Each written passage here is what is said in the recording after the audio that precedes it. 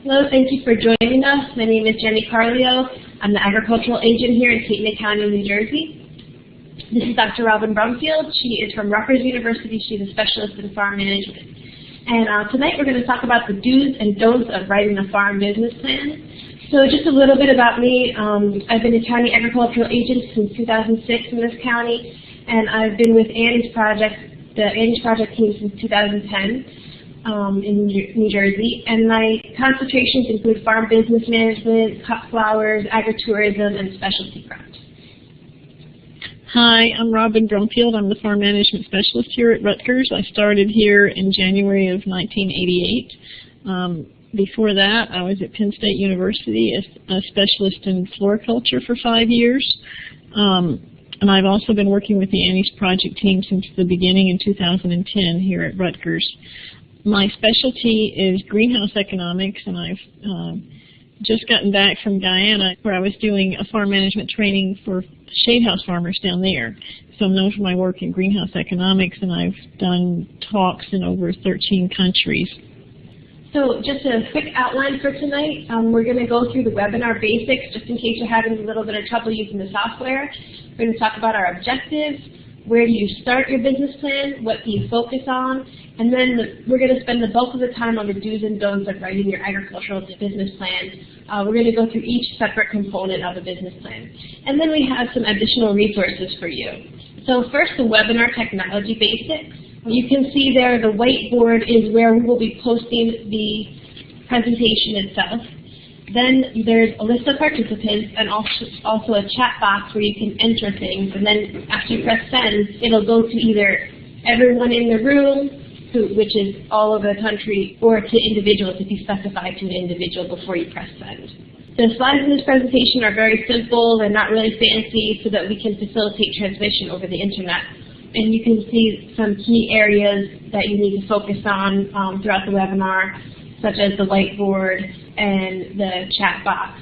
So our webinar objectives, basically what we're trying to do is empower you to write or improve your business plan. We want to help you do that not just for getting financing from the lender, but also to go through the plan for your own business personally. We want to prevent pitfalls. We want to guide you in the right direction and also provide you with additional resources. And I put this nice photo up of an Annie's Project New Jersey participant who is very proud of her accomplishments in the Annie's Project program, writing her business plan. And we want you to feel that way. We want you to feel empowered after this is finished. So in this presentation, a red light will indicate a don't and a green light will indicate a do. So where do you start? The first thing you should probably do is brainstorm with your partners. And don't be afraid to dream here. This is where all your great ideas are going to come from. You can go as far as you want for the brainstorming session. The sky is the limit. There's no bad ideas when brainstorming. And keep that in mind when somebody else has an idea. Maybe an employee for brainstorming, there's no harm in letting that idea flourish on paper. And sometimes your best ideas can come from your employees.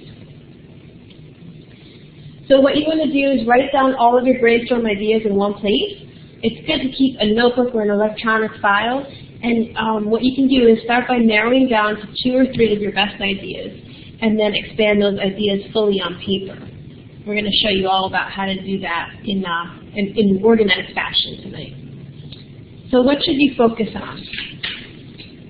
Okay, what we want to first do is identify a market need, and then produce the products, which would be crops or livestock, that satisfy that need in the consumer. And then you want to make sure you sell those products at a price consumers are willing to pay and still make a profit for you. So this is a switch from how we used to think in agriculture. We're going from a production-driven economy to a market-driven economy. In the past, you could just produce whatever you wanted to and there was a ready market. But now that we have a world economy, there's a surplus. So you need to make sure that you're producing something that there's a need for, that consumers want, and have a reason to come to you versus somebody else for that product or service. So we call that the value proposition. What are you creating that's of value to the customers? So answer the question, what demand problem are you solving by being open, by having your business? And what sets you apart from the competition from the customer's point of view? So why should I come to your business if I'm the consumer? That's your value proposition. What are you offering of value to the customer? You need to, again, focus on when you're doing your business, your customer, when you're looking at who's going to read your business plan, the reader. What is their perception of your business? Excite them about your new ideas and make sure they're realistic and feasible. And one of the tools that we really like to help you do this is Ag Plan, developed by the University of Minnesota. You can see the link here. There's several things that we like about this plan. One, it's free. You can sign up online, and there's a white box where you can type the various components of your business plan. So you can work on it a while, come back later, and add to it. It does have a little bit of a Midwestern background, but business plans are business plans. So there's information under each section, fact sheets and so forth that help you and give you more information. There's also examples. Another thing that you can do is select a reviewer for your plan. You can simply give the email address of who you would like to review your plan, and somebody from a remote location can look at each section and make some comments to your plan if you designate them a reviewer. Another great thing about Ag Plan is that there are tips and there are examples on the site too. So right next to your white box where you're going to write your plan, there's an example already there for you. So the next thing you want to do is write your mission statement. We're going to do executive summary last because that gets worked on last, even though it goes first in the business plan. So a mission statement sets your goals and standards, looks at the future and asks, what kind of business do I want? It's a source of inspiration. That's important to keep in mind. And it provides clear decision-making criteria. Oftentimes, as a business owner, you'll have to make split-second decisions many times a day. And sometimes it really helps to have your mission statement memorized so that it can help you focus on exactly why you're here, why you're doing what you're doing. And a mission statement, a don't, would be don't make it too long, don't make it too wordy, and also don't make it product-centered. As Dr. Bromfield said earlier, we want to do market-centered, not product-centered verbiage. So when you do write your mission statement, it's a short and concise statement that describes the core purpose of your business. You can use it to unify the people involved in the business, such as your employees or your partners. You can have their focus go around a common direction and purpose, and use it as the foundation or measuring stick for making decisions. So an example mission statement that we have from Cape May County is Jalma Farms is committed to a sustainable native fruits orchard while preserving open space and protecting sensitive fresh and saltwater ecosystems. So we like this. One of the reasons is that it can substitute for what we call an elevator speech. Basically, the concept there is if you're in an elevator with someone, it'll only take about 7 seconds before they get out. And say they saw the name of your farm on a shirt and they said to you, oh, what is that farm? And you can say your mission statement within 7 seconds, and they'll get off the elevator and they'll have that concept in their head. They'll remember your name and they'll remember what you're all about.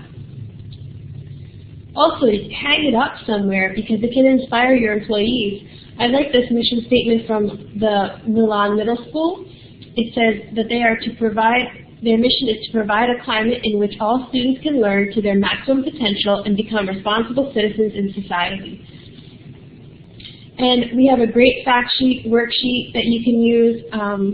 It has checkboxes where it can really guide you through writing your mission statement. Highly recommend downloading that and using the fact sheet to write your mission statement after the webinar is over.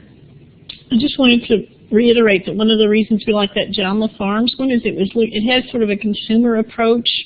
It's not just describing what products you produce, but sort of why you do it for the customer, and it's a little bit more complicated than it initially sounds, but once you get that mission statement down, it's very useful for all your marketing materials, as well as for your customers and for your employees. Do we have any questions about the mission statement? My take on it is that a vision is a little bit more dreaming and future-oriented, and the mission is sort of a combination of future but where you are now. And there are more information, other sources of information, a little bit in our fact sheet about vision versus mission, and both of them can be useful. And there's also a presentation that we have recorded and is available online off of our Annie's Project website, and it's about the mission statement, and it also discusses a little bit about the vision statement as well for more clarification. I don't know about funny. You have to think about that. I kind of like humor, but I remember years ago there was, I don't remember which auto company, but they had a mission statement that says quality is job one. So that's fairly short. I'm not sure that you can really get too short. One of the mission statements that I really liked a lot that women did in Turkey was we grow healthy food for healthy people. So that was very short. So if you can capture everything in a short amount of time, I don't think you can go too short. You just have to. Humor is good, but you don't want to insult anybody, so just be careful with that.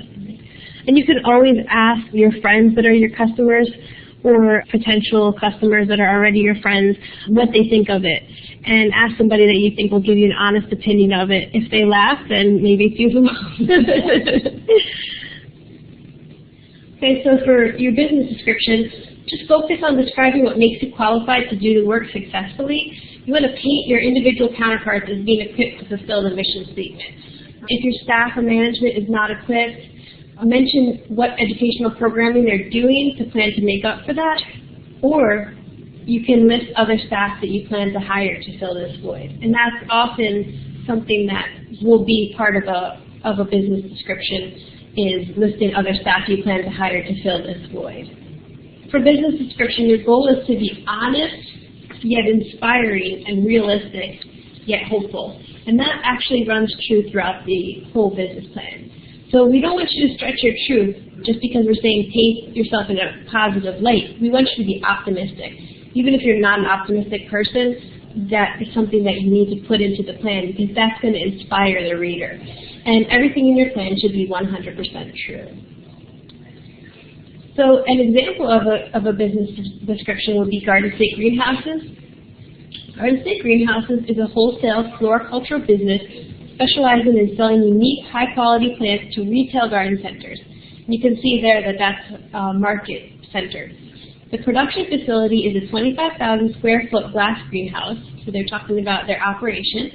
I plan to sell bedding plants, poinsettias, hanging baskets, perennials, and garden mums, and produce my own clubs and rooted cuttings in the greenhouse.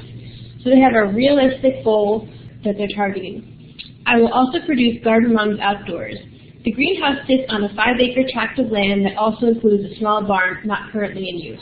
So they talk about who they are, what they're doing, and they talk about a little bit about things that they could potentially do in the future. Do we have any questions about the business description?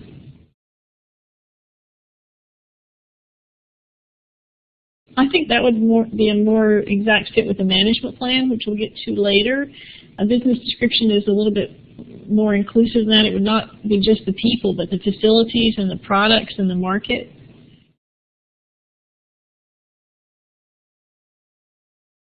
We're tending to be a little bit more casual and go more to first person. So I think either is right, but I kind of think it shows a little bit more ownership to go to first person.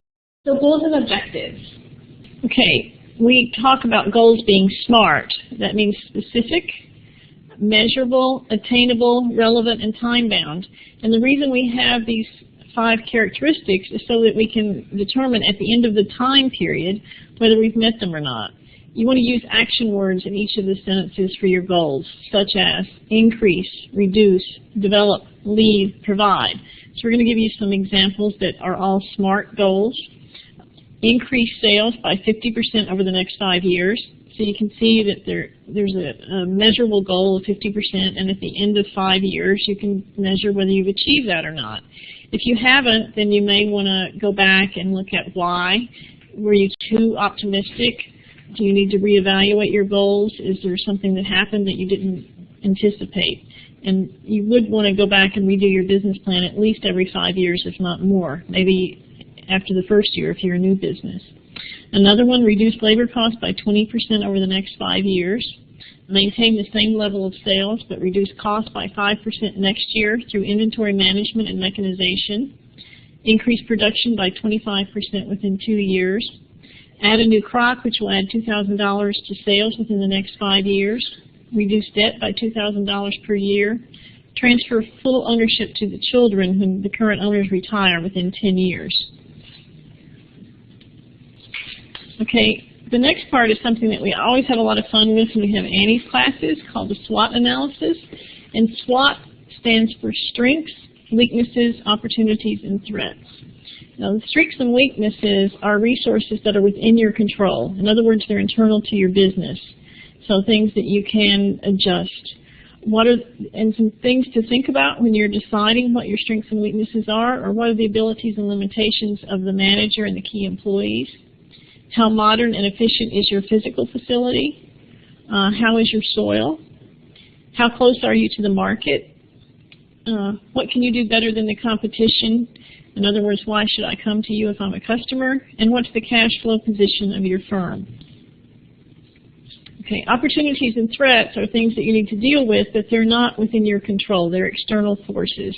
And what do we mean by that? Well, things like market trends, consumer demands, consumer demographics and lifestyles, whether we have a strong or weak currency, interest rates and inflation rates, government policies and regulations, and labor markets. So you can't control those, but you need to anticipate them and make adjustments. And you can match your strengths to opportunities and look at weaknesses and threats and how you can overcome those.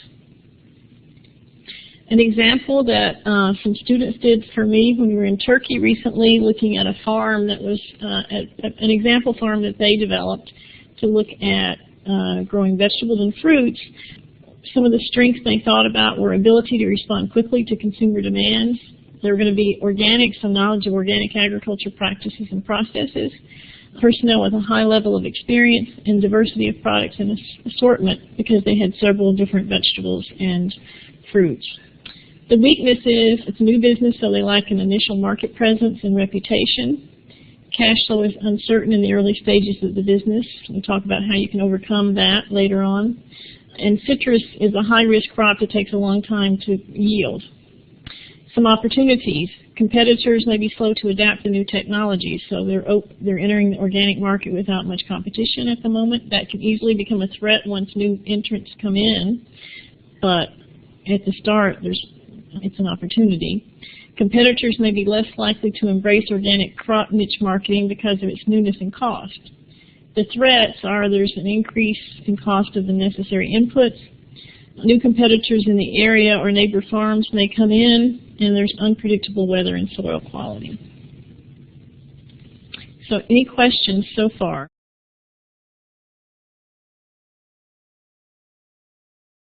I guess whatever works best for you. I think you want to have a total overall business plan, just one, because it's going to get too complicated if you do multiple ones. But I think in your brainstorming sessions you could subdivide it into, now let's talk about each enterprise. And actually, if we had more time, we'd go into this. What we usually do on the SWOT analysis is we divide it into market, customers, management, and so forth. So I think definitely for the SWOT analysis, you want to sort of take it step by step, and the goals as well. You notice the goals we gave you, we had different goals for different sections of the business plan. So I think for those two sections, yes, you could probably do it separately, but then you want to incorporate that into one huge business plan. So good question. We move on to estate plan. So estate planning, as a farmer, you work extremely hard, and you've probably been working for a significant period of time in your life. And you want to be able to pass on the benefits of all of that hard work to your family, to your loved ones, to your friends that are involved with the business. So estate planning is as much for others as it is for your own peace of mind. Anyone who owns a farm and with responsibility for children or parents should have an estate plan. That's a very large section of a business plan, and what we have to offer you is a link to the later life farming class. It's a module that Rutgers, Robin, and some other Annie's Project team members put together to work through the actual components of the estate plan and to help you. There's about 10 components, right? And they're short modules that you can go through on that website. So that's a great resource for you to use. Okay, so ask yourself when you're doing your estate plan, before you do your estate plan, do you have a will?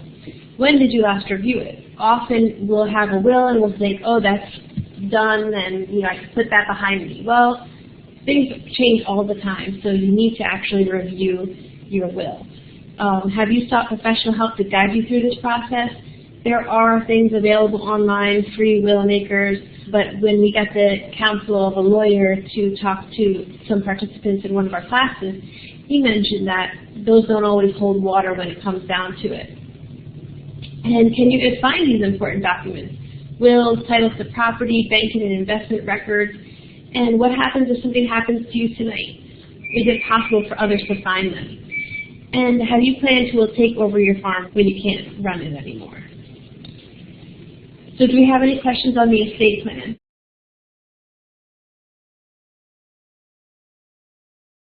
First of all, we're not lawyers, but we did have some estate planning sessions before, and that is one of the things that I've heard lawyers recommend is, you know, if you can get life insurance, I think you inherit the money from life insurance tax-free, so that is often an estate management planning tool, but I would definitely consult with your lawyer about that.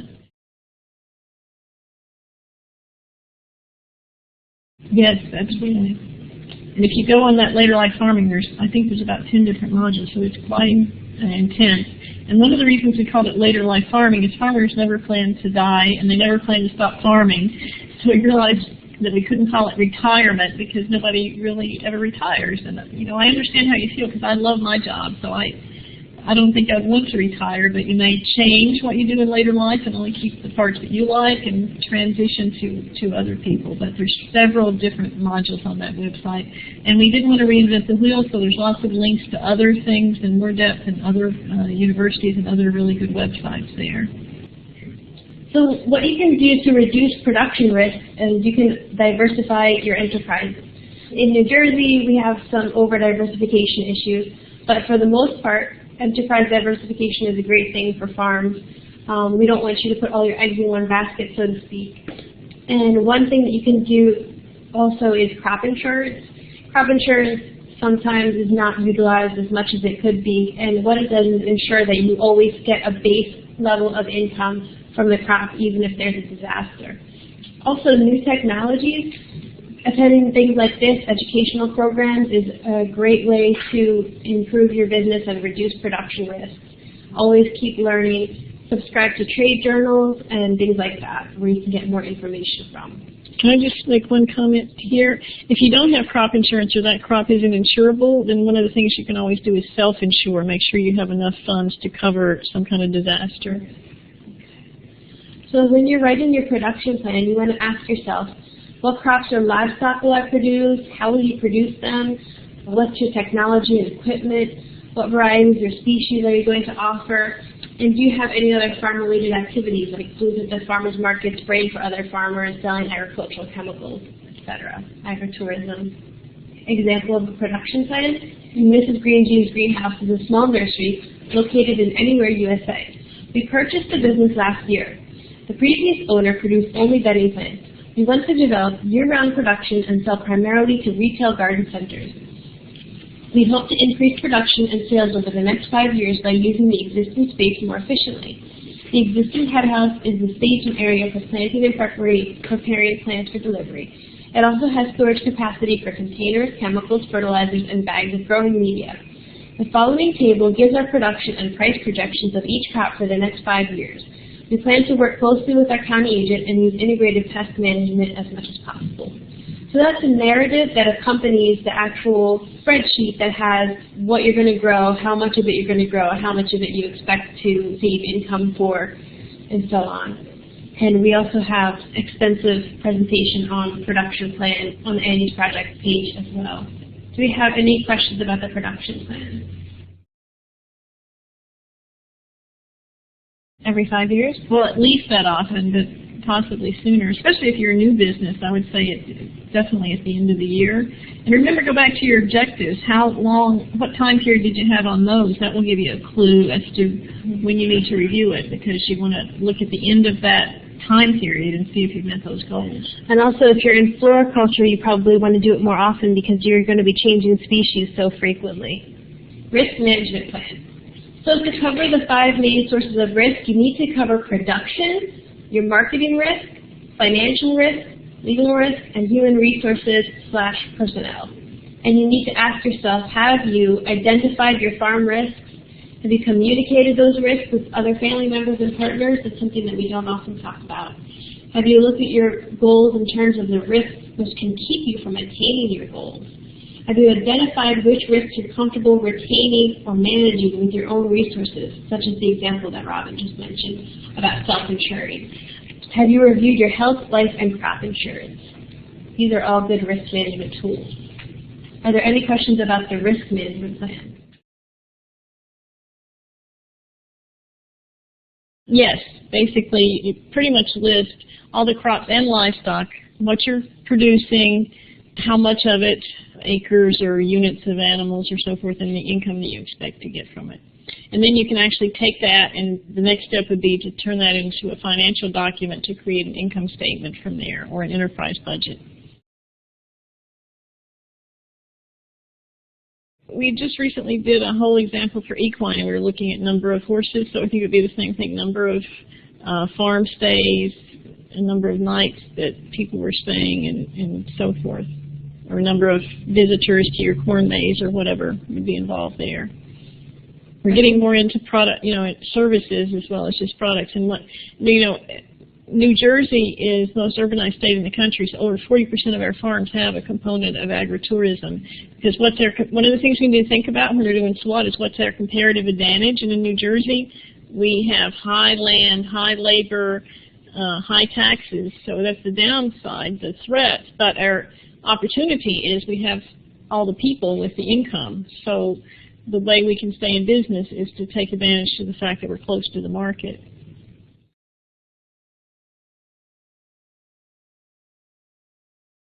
There's two things that we can defer you to for that.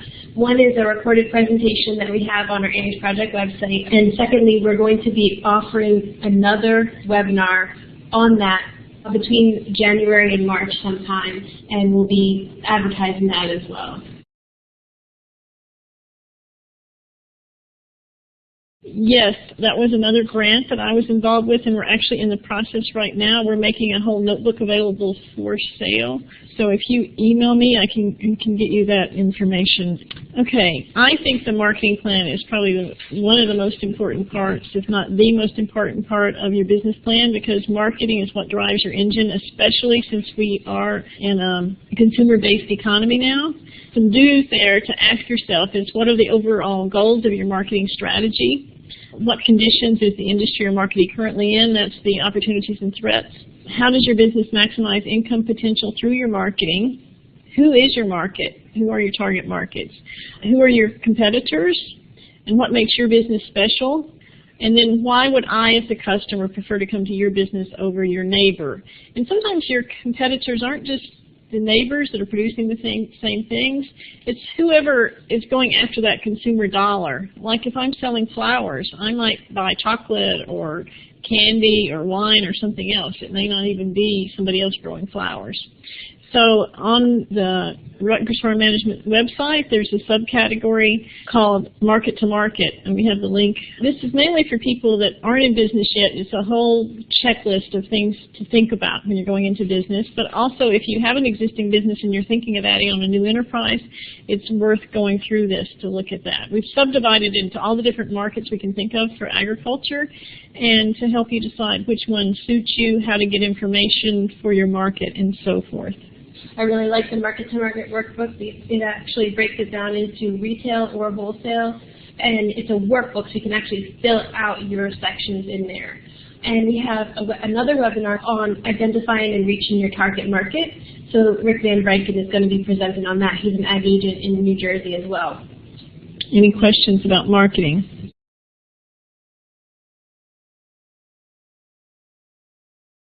I think definitely we've taken advantage of that, because I've seen since the Great Recession that people want to know where's your food coming from, who's your farmer, and so forth. And so I think definitely, especially people that are in direct marketing, can take advantage of that and get to know their customer. I've actually seen results of a survey that said that local is even preferable to organic at this point in time in our area. Yes, actually some of the people that started the organic movement about 20 years ago said they kind of wish they had focused on local instead of organic, because what happened is organic often went to California and left out the small farms that are local.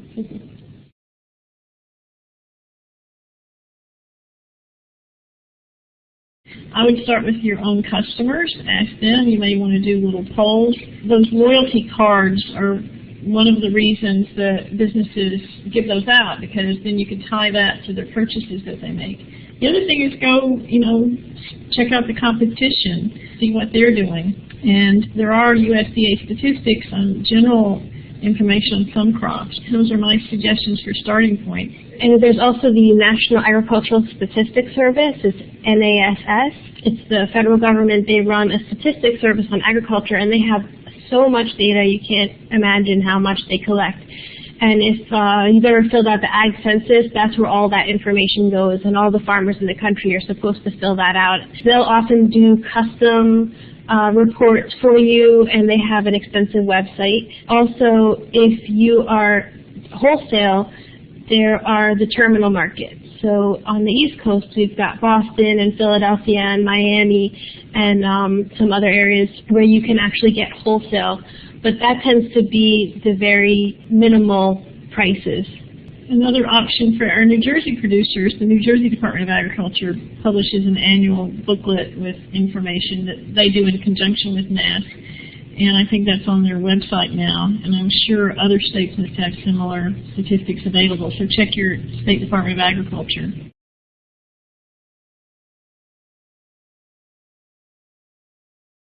Almost every commodity in agriculture has a trade journal. I would definitely recommend that you subscribe to that, and I find the ones that I follow are getting more and more aware of the marketing and management type questions instead of just the production tips anymore. So that's the first place. Sign up with your local cooperative extension office. If they're offering any meetings and so forth, they'll let you know. And one of the most useful parts we found with the Annie's Project is sharing with other producers. So joining those organizations and getting involved with other producers is, I think, a good place to start. So management plan. And you have a management plan even if it's just you, because you need to know all the functions that you perform, and you also need to know if something happened to you, who's your backup person, or where would you go?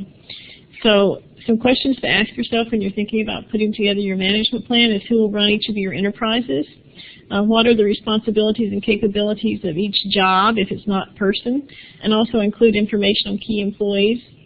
How many employees will you need for what functions and during what times of the year? Sometimes agriculture is very seasonal, and you have part-time positions that are filled part of the year. You're going to get the same people coming back each year. If so, how can you do that? That will definitely save you money instead of having to hire a totally new person to train them. What are the qualifications for each person, and how many hours will they work, and how much will they be paid? This also ties into the Affordable Care Act, because there's a number of hours you're working determines whether you will have to provide health insurance for your employees or not. So again, we'll be covering that in this upcoming greenhouse project that we've got slated starting in January. We also have some information on our website about the Affordable Care Act. So any questions on management plan?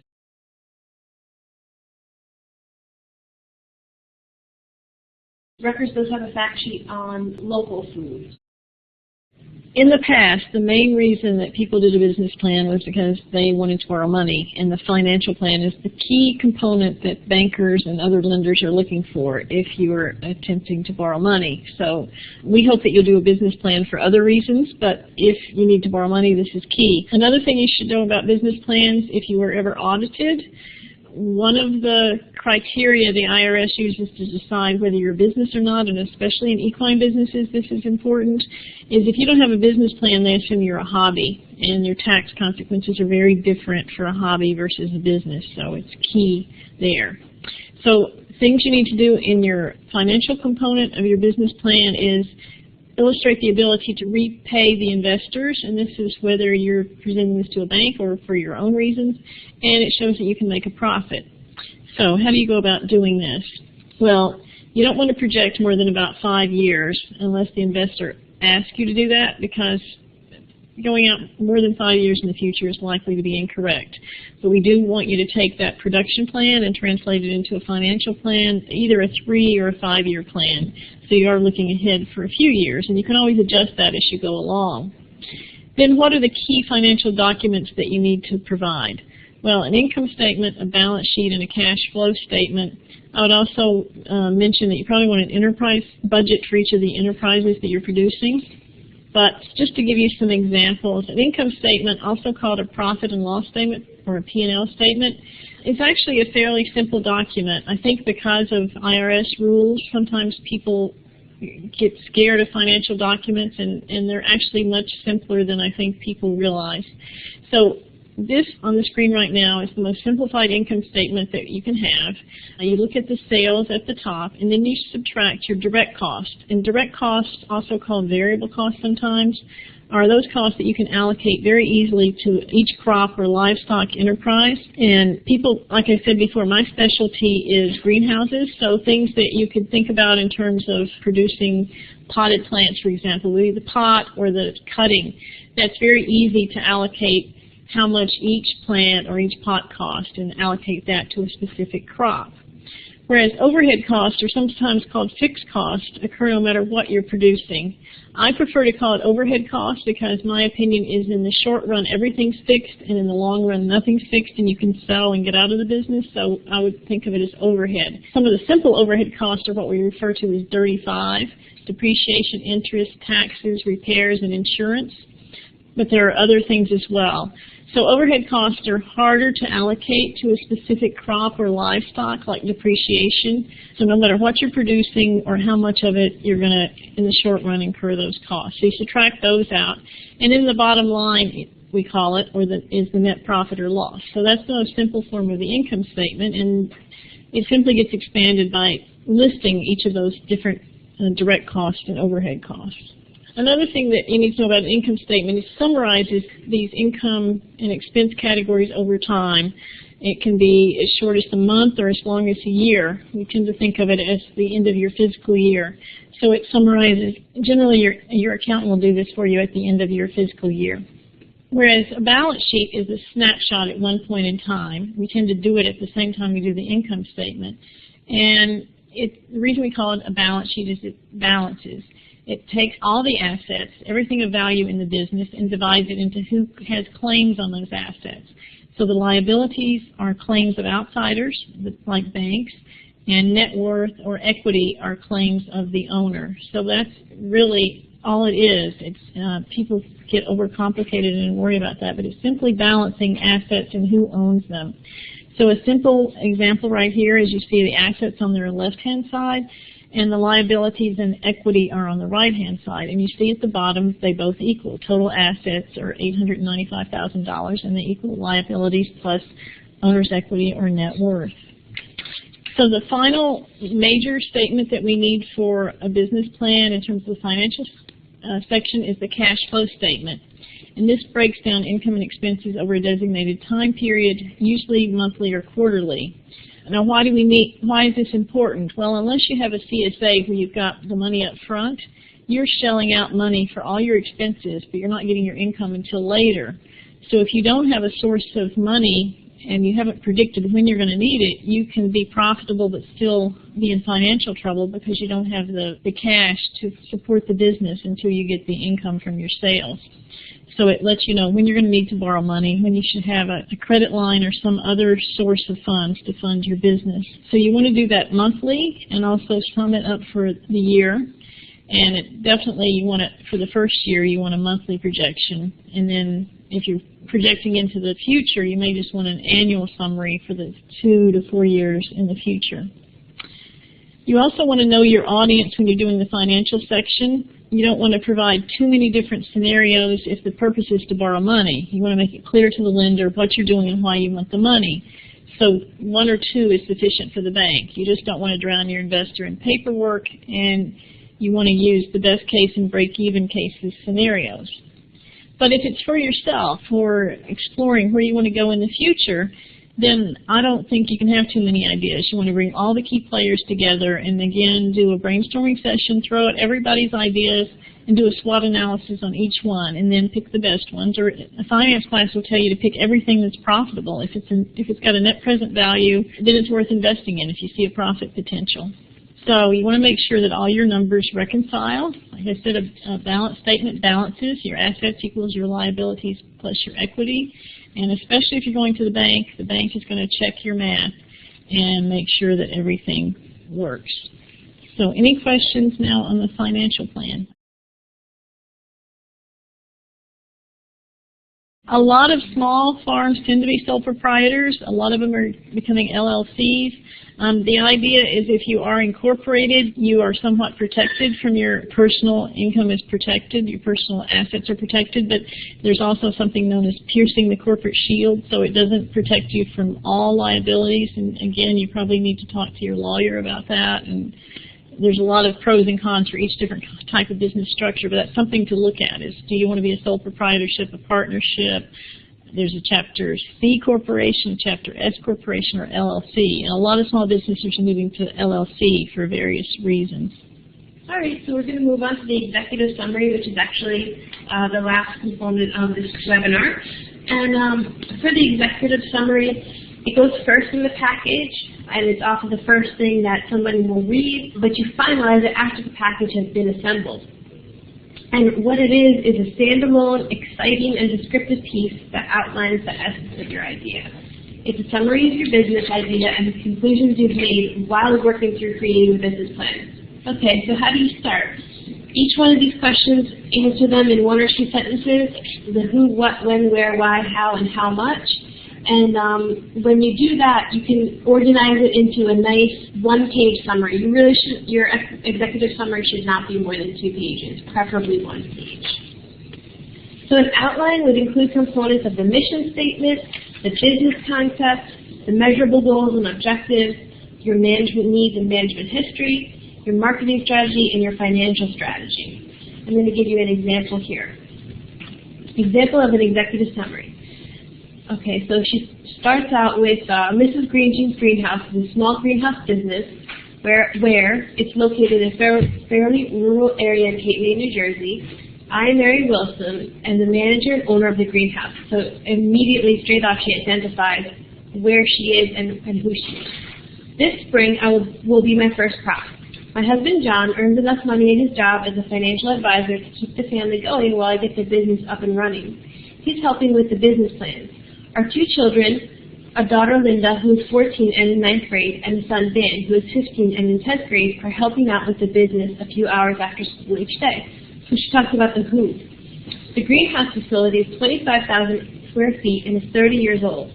The business specializes in bedding plants and sells mostly to local retail garden centers. The previous owner of the business, Bill Smith, has reduced production to only bedding plants in the spring. I plan to produce bedding plants, but to also expand production to include poinsettias, hanging baskets, perennials, and garden mums, so that I have crops almost year-round. This will improve cash flow, keep customers coming back for products all year, and help keep the same employees most of the year. There's the why. I plan to produce my own plugs and rooted cuttings so that in the winter, so that I can ensure the top quality demanded by a retail garden center market. In addition to bedding plants, I will produce perennials for spring sales to garden centers. In the summer and fall, I will grow my own poinsettia stock plants and poinsettias. In addition to producing plants in the greenhouse, I will also produce garden gnomes for fall sales outdoors. So they talk about what they're going to do in that executive summary as well. So what we don't want you to do is get frustrated and stop working. I know a business plan is really a very cumbersome thing, but we hope that we've provided a little bit of insight into the do's and don'ts, and we really want you to keep going. So the executive summary, don't stop there, because that's one of the most important parts of your plan, because sometimes it's the only part of the plan that anyone will read. Lenders, on the other hand, they will read more of it, and they will definitely go through the financial documents. But keep in mind, if this is just one of the last steps to having a draft, and your business plan is always going to be ongoing, you're always going to be improving it every year. But just don't get overwhelmed. You can try underlining key points of your business plan and organizing them onto one sheet of paper. And if you get stuck, you can ask someone you trust to review it. That can include your county agent, include your friends, other business partners that you've been working with, your customers, if you trust them to do something like that. Well, this is where I just wanted to emphasize again that business plan from the University of Minnesota, you can one of the nice things about it, you can work with one and then you can come back later, you can always edit it and so forth. So it lets you have a template that's always easy to edit when you start writing it, and then also periodically come back and look at it. I'm going to give you some additional resources. All right, so we have got the Annie's Project New Jersey website. If you click on that QR code, that'll take you directly to the Annie's Project website, so you don't have to type that in. Of course, we've got our Annie's Project New Jersey Facebook page, and you don't have to be a member of Facebook to access that page. And we'll be posting things that we talked about on there today. There's the University of Minnesota Ag Plan, the Rutgers Later Life Farming Retirement Planning for Farm Families, and the Rutgers to Market Workbook. That's authored by Robin. Just before you move out of that site, if you look at the first line, the Annie's Project, if you take off the information /AnniesProject.html, that's the Rutgers Farm Management website, so there's lots of other resources there as well.